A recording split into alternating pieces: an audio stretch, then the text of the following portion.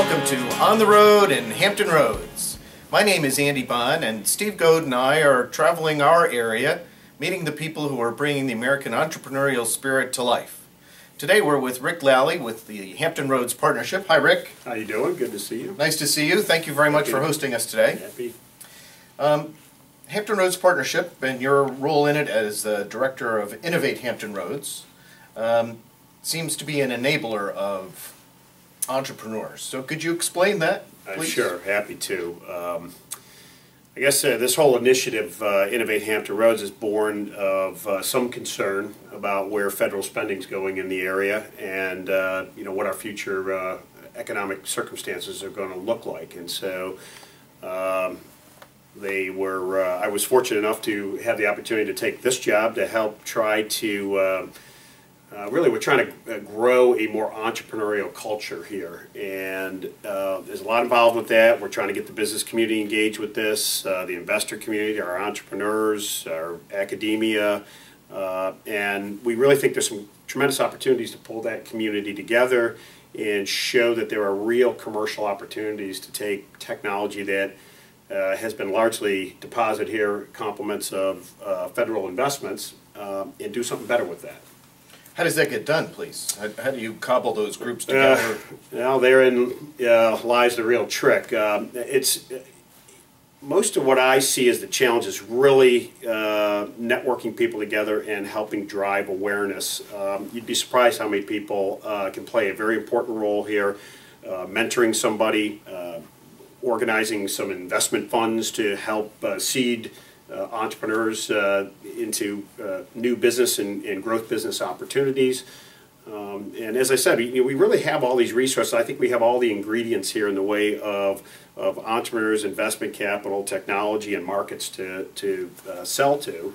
And we really just need to kind of look at ourselves a little bit different and try to be be a little more innovative and ignite that entrepreneurial spirit in the community.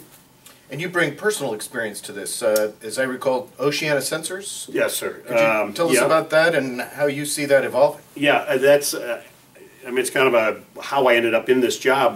2 or 3 years ago, we set out to take that business in a different direction.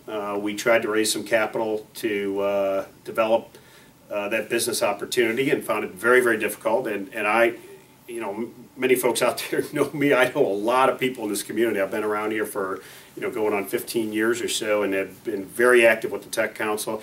And it's amazing how difficult that process was, and I have not successfully raised that money. And so I got this opportunity to do this job to fix that problem for everyone, fix it for myself, fix it for everyone. And I would love to get back to growing a tremendous tech business here, and someday will. But I think what we can do here is sort of fix our system first and enable this opportunity for others, along with me.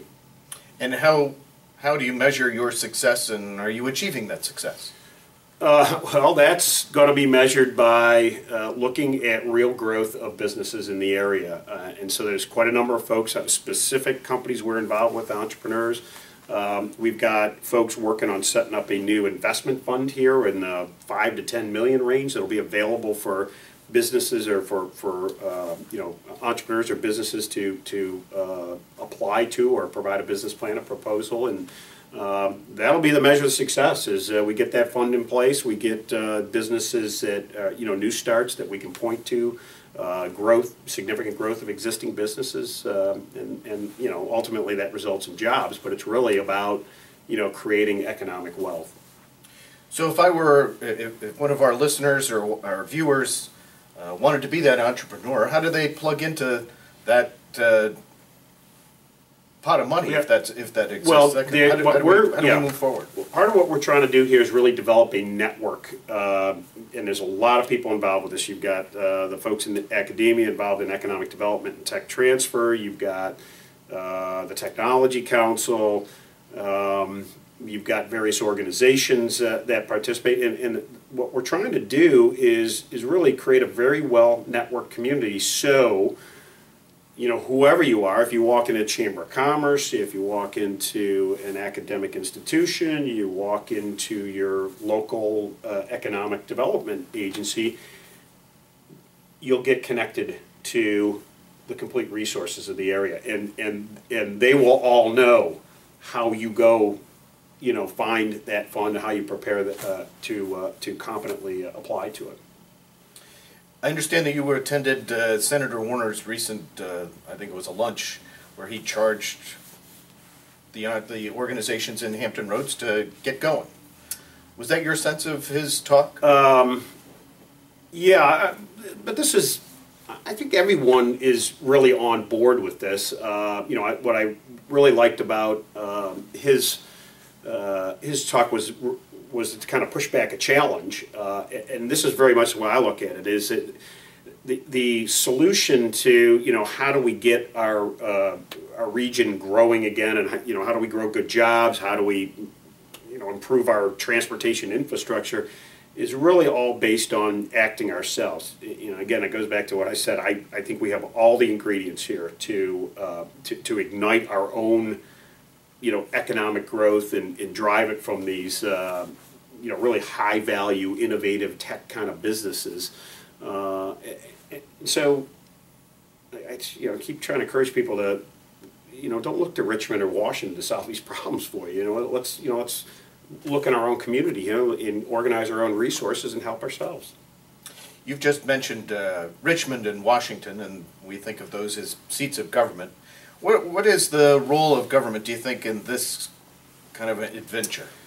Well, I'm, I guess, a conservative in that sense. I think the best thing you can do is get out of the way and not impede the opportunity. But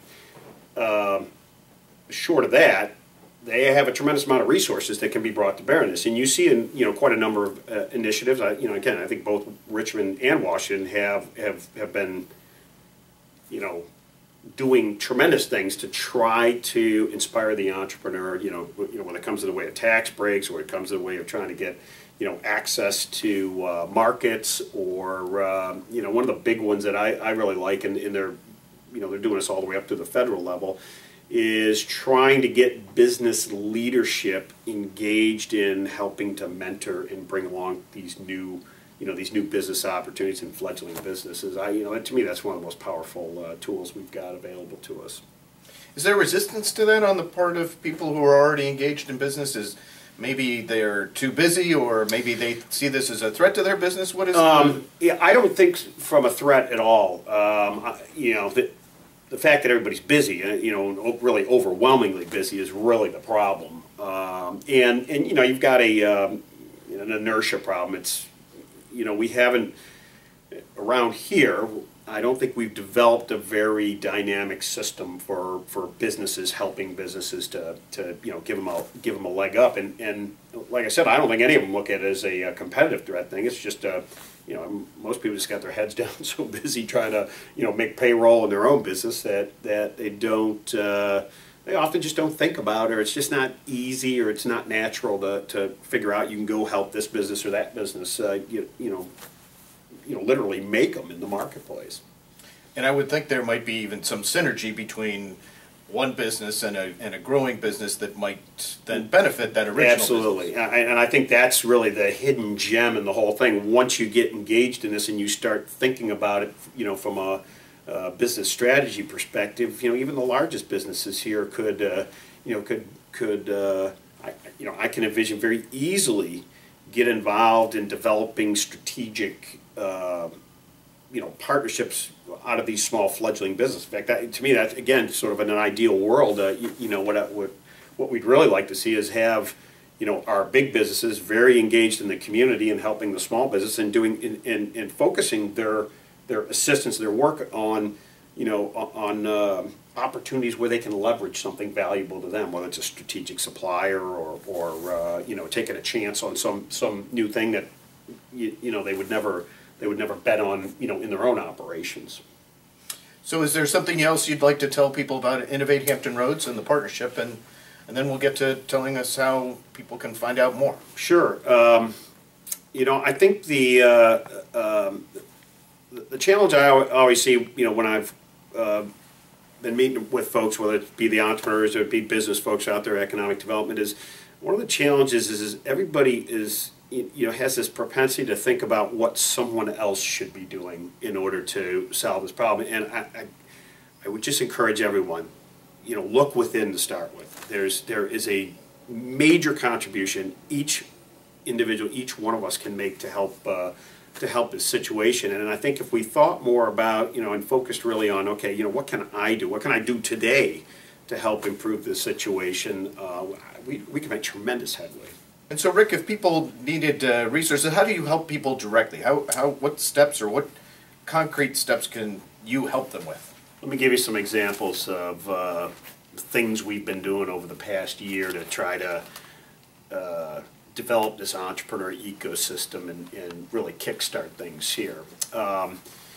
We've spent a lot of time networking together the incubator resources in the area. So a lot of people don't know this, but we've got, from here to Franklin and up to the Historic Triangle, there's at least 5 different groups we're working with that actually are places where companies start, and there's individuals there that help them, help mentor them along and get them into business.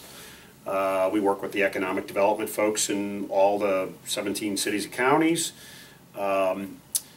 I have a lot of individual entrepreneurs come to me, find out about this, hear things like this, compliments of our various media coverages that occur, that will come to me and just say, Rick, I've always wanted to start a business. I got a great idea. Can you help me figure out how to do that? I spent a lot of time with our board. The Hampton Roads Partnership is actually made up of, what I call sort of the 70 businesses, the sort of who's who CEOs. We've got presidents of all the academic institutions. We've got all the the mayors and chairs of all the cities, counties. We've got the top folks at each one of the federal labs or facilities that are here. And we have spent very specific efforts with that whole group trying to look at problems of how we fix the access to capital, how we can do mentoring, provide market access, and how we deal with maturing talent here that can really execute on these things. So I've got, we do a program, some of you may have heard of the economic gardening that we did. We actually had some of our board members donated some money, or paid some money to help assist some small businesses that have significant growth opportunities, and you can bring some strategic marketing resources in them and try to help them grow a little bit faster than they might normally grow. Actually, coming out of that, I've got a couple of companies that are trying to raise capital right now, upwards of $1 million to go, launch their businesses into some new market areas. In fact, beautiful story, because they're taking stuff, mod sim stuff that was originally in the DoD arena, and they're trying to apply it to healthcare now. So there's a tremendous market opportunity there. And so that's really the breadth of kind of things we get involved with. I mean, so it's like everyone and anyone that wants to play a role. And I go back to the thing I've said is this is really about looking within and deciding how can I help? How can I get involved? What can I do to help improve the situation? I guarantee you, contact me or you contact anyone in the network. There's a job for you. We can figure out how to utilize your talent. And would that also include the transition maybe from small business to larger business, small business in one area, transferring, or the use of that idea to, as you've said, maybe a different market? Yeah, absolutely. In fact, this is really about recognizing what our startup and growth opportunities are, and bring the region's resources to bear on how do we make that happen now. And so do the companies present to the board, as you've talked about the board, or is that you? We all of the above. We've had individuals into our board meetings. We did a retreat that brought in both companies and brought in some of our resource people that are trying to help to assist the growth of those companies. And it's, I guess, kind of goes back to whatever gets the job done. I mean, we've made some great introductions, little companies to big companies, to that have some strategic value. hopefully we're going to be successful here at raising a seed capital fund that will, and we'll put together a group. We are putting together a group. I think we're calling that the Hampton Roads Venture Mentors. That is actually going to be some experienced folks that'll help you. You got a business, you're a small guy, maybe you got 100 people, I mean, you got 10 people working, and you want to go raise some money to go really amp that business up. We'll have a whole group of folks that help you put together that plan and that presentation and make sure that you're doing the best job you can when you get your day in the sun before those investors. Perfect. Could you tell us HRP's website one more time? Yes, and sir. How to reach you? Website's hrp.org. My email is rlally@hrp.org. And you can always call me on my cell phone at 757-574-4384. Thank you very much, Rick. Thank you. Thanks again for your time. Yeah, appreciate it. Again, we've been on the road in Hampton Roads.